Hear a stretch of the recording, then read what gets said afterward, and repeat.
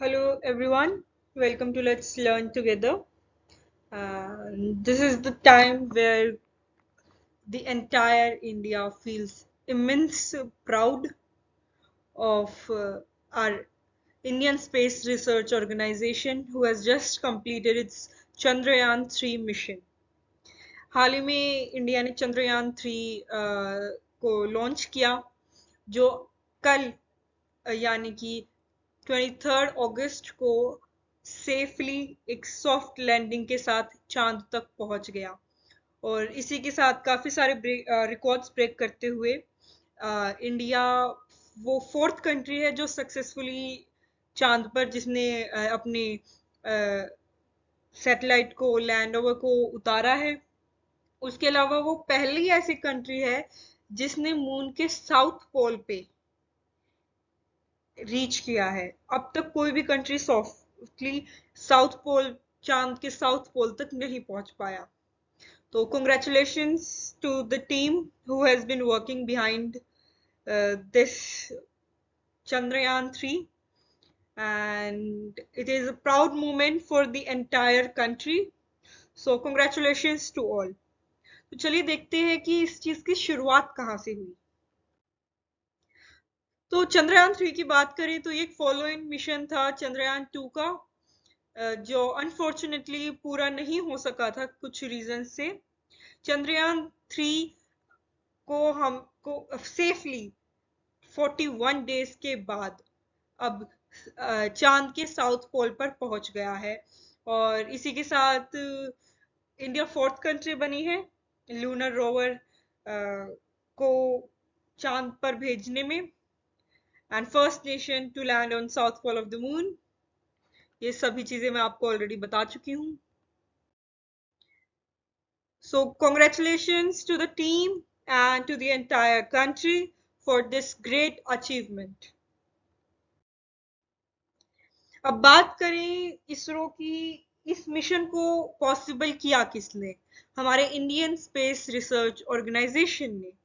Indian space research organisation हमारी country का space agency है जो काफी सारे अलग अलग फील्ड्स में इन्वॉल्व है, ऑर्गेनाइजेशन में इन्वॉल्व है, like science engineering and technology में महारत है। इन सब चीजों को वो डेवलप करता है, उसमें एक्सेल करता है और आउटर स्पेस में के लिए टेक्नोलॉजी डेवलप करता है और वहां तक पहुंचता है, उसकी स्टडी करता है। इसरो जो है मेजर कॉन्स्टिट्यूएंट है डिपार्टमेंट ऑफ स्पेस का जो गवर्नमेंट ऑफ इंडिया के अंडर आता है। So now if we talk about objectives, so the prime objective of ISRO is the development and application of space technology for various national needs. Nation की अलग अलग needs के लिए development और application बनाना space technology में, और इसी objective को फुलफिल करने के लिए ISRO has established major space system for communication, television broadcasting and meteorological services. Then we have resource monitoring and management, then space-based navigation services. These all the fields are controlled by ISRO and ISRO has excelled in all of these. ISRO has developed satellite launch vehicles like PSLV and GSLV. ये हमारे satellite launch vehicles है जहाँ से अलग अलग satellites को launch किया जाता है। ISRO was previously the Indian National Committee for Space Research. इसका पहले नाम the Indian National Committee for Space Research था जो गवर्नमेंट ऑफ इंडिया ने 1962 में एस्टैब्लिश किया था under doctor Vikram Sarabhai. And ISRO was formed on 15th August 1969 and since then it has been called ISRO, and then DOS, Department of Space, was set up and ISRO was brought under DOS in 1972. Now if we talk about all the centers of Indian Space Research Organization, so first of all it has its headquarters in Bengaluru, and apart from that there are many centers at various places. अलग अलग जगह पर इनके काफी सारे अलग अलग centres हैं जैसे लॉन्च व्हीकल्स को बनाया जाता है विक्रम साराभाई स्पेस सेंटर में, जो तिरुवनंतपुरम में है। फिर सैटेलाइट्स को डेवलप किया जाता है URSC, जो है सैटेलाइट सेंटर, बेंगलुरु में। फिर उनका इंटीग्रेशन और लॉन्चिंग किया जाता है सतीश धवन स्पेस सेंटर में, जो श्रीहरिकोटा में है, जहाँ से हमारे मेजर जो सैटेलाइट्स हैं उनको लॉन्च किया जाता है। इनफैक्ट चंद्रयान 3 भी यहीं से लॉन्च किया गया है। Development of liquid stages including cryogenic stage is carried out at liquid propulsion system center। यहाँ पर सारा liquid stages complete किया जाता है। ये है वालियामाला बेंगलुरु में, वालियामाला एंड बेंगलुरु में।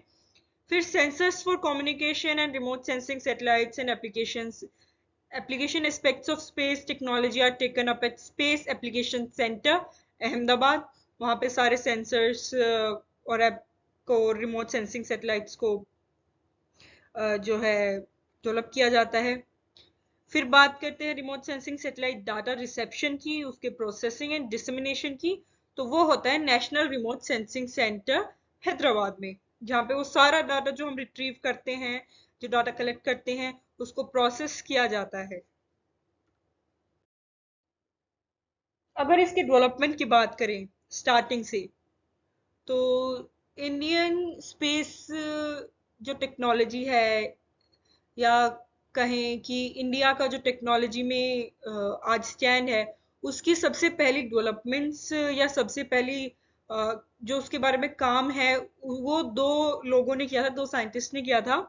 एक थे विक्रम साराभाई, वो फाउंडर थे फिजिकल रिसर्च लेबोरेटरी के, जो अहमदाबाद में है, एंड होमी बाबा, जिन्होंने Tata institute of fundamental research को एस्टैब्लिश किया था 1945 में। ये तब के सबसे बड़े दो डेवलपमेंट्स हैं। उसके बाद Indian national committee of space research को 1962 में एस्टैब्लिश किया गया था by prime minister Jawaharlal Nehru, और इसको सजेस्ट किया था डॉक्टर विक्रम साराभाई ने। फिर इंदिरा गांधी की जब गवर्नमेंट आई, तो इसका नाम चेंज करके इसरो कर दिया गया, इंडियन स्पेस रिसर्च ऑर्गेनाइजेशन। और फिर 1972 में डिपार्टमेंट बना DOS का, जो है डिपार्टमेंट ऑफ स्पेस, जो जिसके अंडर स्पेस टेक्नोलॉजीज को देखना और उसको मैनेज करना था।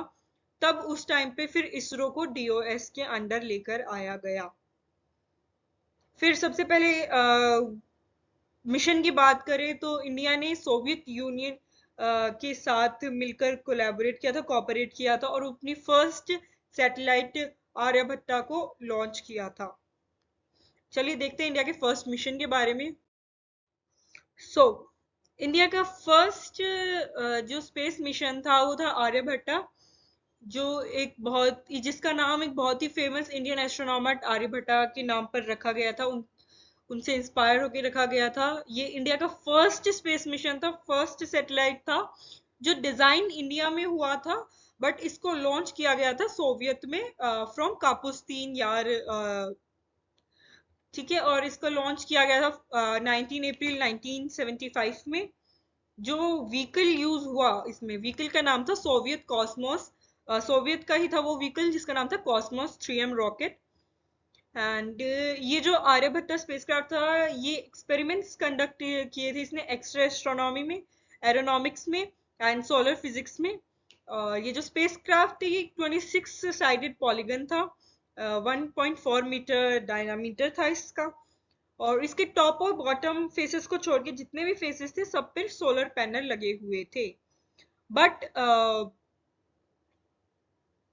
कुछ प्रॉब्लम्स हुई और 5 दिन के बाद इस सैटेलाइट से सिग्नल्स जो है वो लॉस्ट हो गए थे। और आर्यभट्टा का जो डेटा है वो रिसीव होता था बेंगलोर में, बेंगलोर में उसका रिसीविंग स्टेशन था, और ये अर्थ के एटमॉस्फेयर पे वापस आया था 1992 के दौरान के टाइम पे, 10 फरवरी 1992 को। और इसकी जो ऑर्बिटल लाइफ थी वो करीब थी 17 साल की। ये एक एक्सपेरिमेंटल मिशन था, ताकि इंडिया जो है एक्सपीरियंस गेन कर सके स्पेस मिशंस में। इसके कुछ डिटेल्स देखें अगर हम स्पेस क्राफ्ट के, तो इसका जो मास था, इसका जो वेट था, वो था 360 किलोग्राम्स का। इसकी मिशन लाइफ थी 17 ईयर्स, 17 साल तक ये ऑर्बिट करता रहा था। लॉन्च डेट इसकी जैसे मैंने पहले बताई थी वो थी 19 अप्रैल 1975 में। लॉन्च साइट इसकी थी वोल्गोग्रद लॉन्च स्टेशन, रशिया में। व्हीकल था C1 इंटरकॉस्मोस एंड इसका जो अप्रॉक्स कॉस्ट पड़ा बियर करना पड़ा था वो था 3 करोड़ रुपीस। अब बात करते हैं हमारे पहले चंद्रयान मिशन की, जो इंडिया का फर्स्ट मिशन था मून पर। उसको सक्सेसफुली लॉन्च किया गया था अक्टूबर 22 को 2008 में। एंड इस सैटेलाइट को भी लॉन्च किया गया था श्रीहरिकोटा सेंटर से। वहीं हमारा लॉन्चिंग हमारा जो लॉन्च होते हैं जितने भी सैटेलाइट्स वो ज़्यादातर यहीं से होते हैं। लॉन्चिंग साइट है श्रीहरिकोटा में इसरो की। और ये मून से करीब हाइट 100 किलोमीटर की हाइट पे जो है ऑर्बिट करता था। एंड ये मैप करता था केमिकल, मिनरलॉजिकल एंड फोटोजियोलॉजिक मैपिंग करता था ये मून की। और इसमें करीब करीब 11 साइंटिफिक इंस्ट्रूमेंट्स कैरी किए थे स्पेसक्राफ्ट ने, जो अलग अलग कंट्रीज में बिल्ड थे। कुछ इंडिया में, फिर यूएस से हमने लिए थे कुछ इंस्ट्रूमेंट्स, कुछ यूके से, जर्मनी से, स्वीडन से एंड बल्गेरिया से। इस प्रोजेक्ट की अगर बात की जाए तो अप्रोक्सीमेट कॉस्ट इस प्रोजेक्ट की 386 करोड़ रुपीस थी। इतने पैसे लगे थे इस मिशन को सक्सेसफुल बनाने में। इसका जो मास था वो था 1380 किलोग्राम्स, जो है 1380 किलोग्राम्स। इसकी मिशन लाइफ 2 इयर्स की थी। एप्लीकेशन थी इसकी प्लानिटरी ऑब्जर्वेशन। इसका लॉन्च डेट जैसे पहले बताया था मैंने 22 अक्टूबर 2008। Launch site Sriharikota and launch vehicle था इसका PSLV-C11। ये लॉन्च व्हीकल भी इंडिया ने ही बनाया है, इसरो ने डेवलप किया है। उसके बाद बात करें अगर चंद्रयान 2 की, ये बहुत ही कॉम्प्लेक्स मिशन था प्रीवियस मिशन से। और इसमें एक ऑर्बिटर था, लैंडर था और रोवर था, जो साउथ पोल को डिस्कवर करता, एक्सप्लोर करता मून के। अब ऑर्बिटर क्या था, जो मून के चारों तरफ घूमता।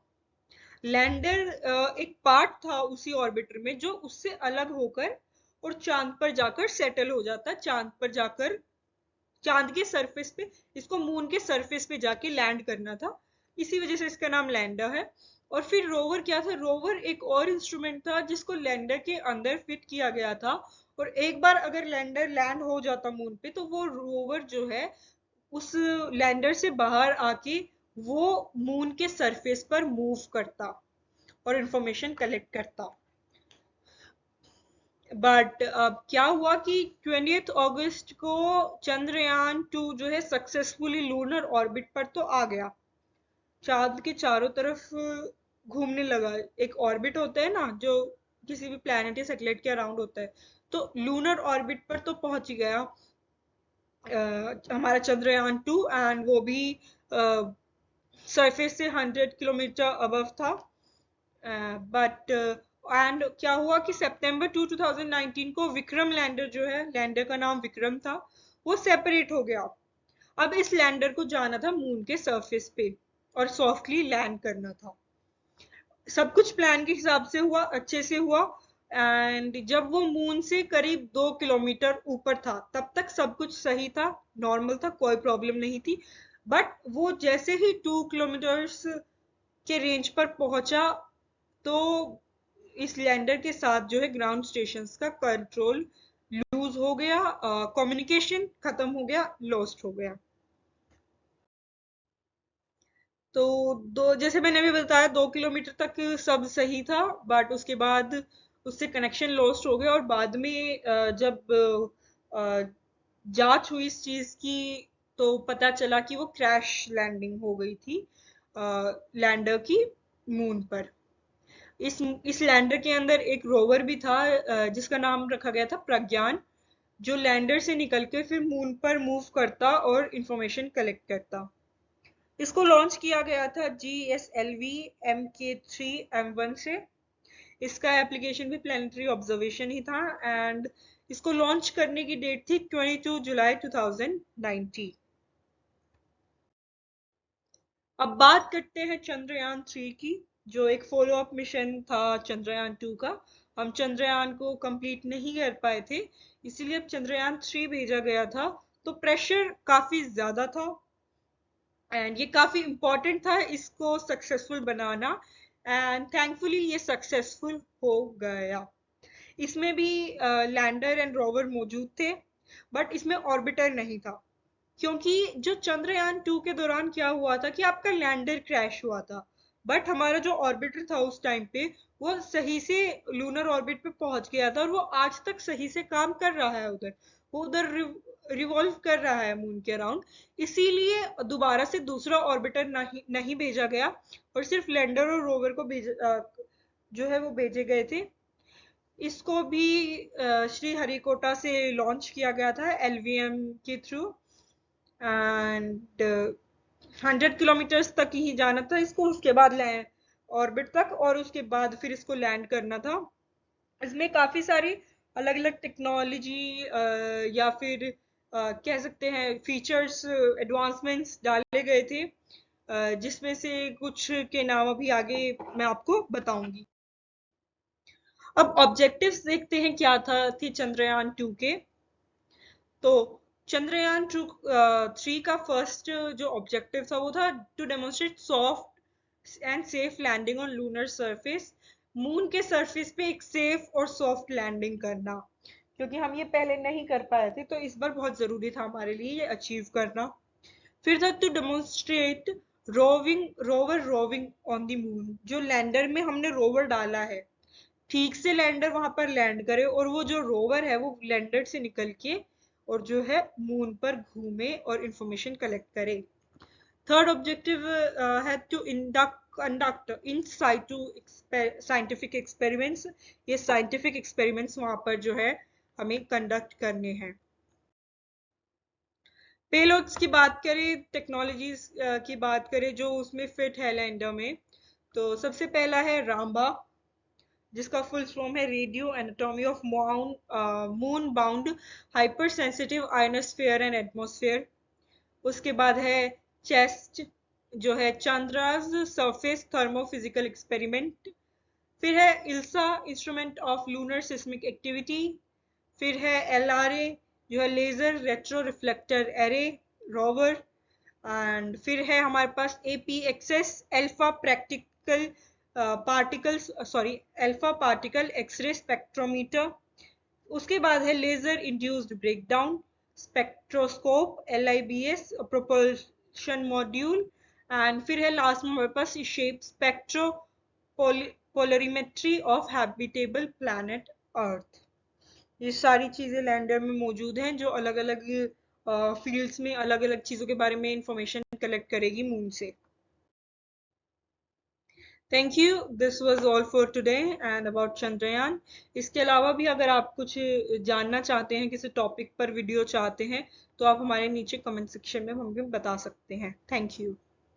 Thank you for being part of this video, and if you liked it, do not forget to share it with your friends and family, and also subscribe to our channel and press the bell icon.